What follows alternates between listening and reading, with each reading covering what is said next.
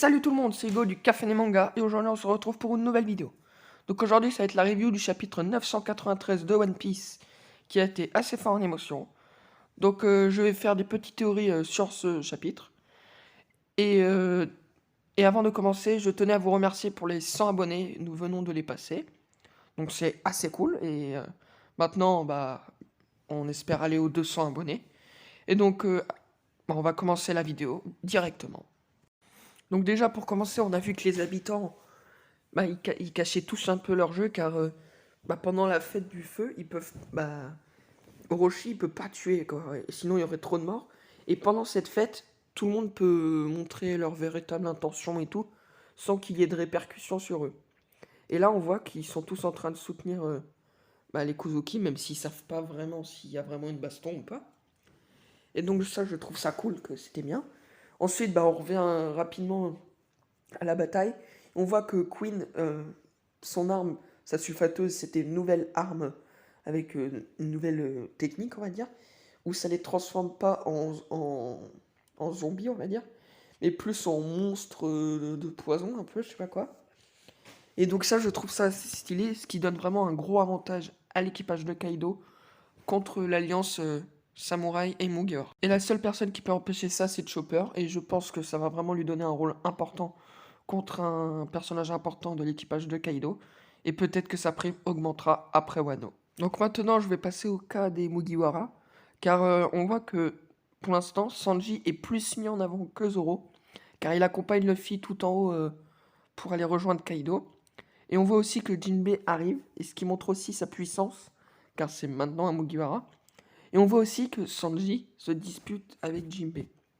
Et ça peut être un signe important pour dire que peut-être qu'il laissera Zoro tranquille, même si je ne pense pas. Mais ça montre que Sanji veut vraiment avoir un rôle important. Et on voit rapidement que Jinbei, lui, fait un peu le mec ah ok, si tu veux. Et ça montre vraiment que Jinbei est peut-être pas encore vraiment intégré, il arrive peut-être pas trop à s'intégrer. Mais ça annonce du lourd pour la suite, ces deux-là. Ensuite, j'attaque une partie assez importante. Donc c'est un peu le sacrifice de Shinobu, même si elle n'est pas morte. Mais ça montre vraiment qu'elle est vraiment dévouée pour les Kozuki. Et ensuite, on voit Yamato arriver. Et ce passage peut être très intéressant, car ça va vraiment nous montrer que Yamato est du côté des Alliés, et va affronter l'équipe cuirassée, je crois que c'est ça. Et va vraiment nous montrer, ça va un peu nous montrer sa puissance. Mais je pense aussi qu'elle affrontera peut-être un peu plus tard, par exemple, un Tobiropo, ou peut-être pas longtemps, mais un des trois calamités. Pas Jack, parce que lui, il est défoncé, donc c'est mort.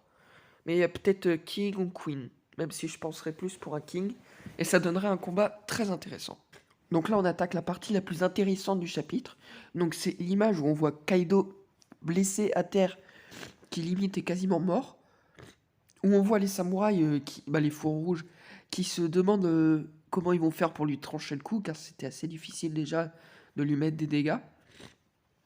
Et ensuite, on voit Kaido qui se relève, qui sort vraiment des très belles phrases, qui dit que Oden, il pourra jamais il pourra jamais revenir, et c'est pas eux qui vont le remplacer. Que c'était vraiment quelqu'un de fort, ou des trucs comme ça, il dit. C'était vraiment touchant, et ensuite il se relève, et il se transforme toujours pas en humain, et il lance une attaque une griffe, un truc comme ça, qui fait des dégâts sur un des faux rouges. Après, on sait pas les autres, mais c'est Kikiku. Et c'est vraiment. On voit vraiment qu'elle a pris cher, car son épée déjà se brise, mais j'ai l'impression qu'elle est. Je pense pas, mais coupée en deux. Bon, pour moi, je pense qu'elle est pas morte, qu'elle a vraiment pris cher, et vraiment blessée mortellement. Mais je pense que le prochain chapitre, ça va être encore pire. Je pense que Kaido vraiment va être vénère, et va vraiment faire des dégâts dans les faux rouges, et ça va être peut-être avoir des morts, et je pense plus à du Kinemon peut-être, ou peut-être Kanjuro s'il revient du côté des gentils, mais ouais, je pense plus à du Kinemon qui a le plus de chances de mourir. J'espère que cette petite vidéo review et analyse du chapitre 993 de One Piece vous a plu. Donc n'oubliez pas de vous abonner et de liker pour nous soutenir, ça nous ferait extrêmement plaisir. Surtout qu'on vient de passer la barre des 100 abonnés. Donc la semaine prochaine, normalement, il y aura une vidéo avec Maël où on annoncera quelques trucs sur la suite de la chaîne. Et donc on se retrouve la semaine prochaine pour une nouvelle vidéo. C'était Hugo du Café des Mangas. Je vous souhaite bon week-end. Bye.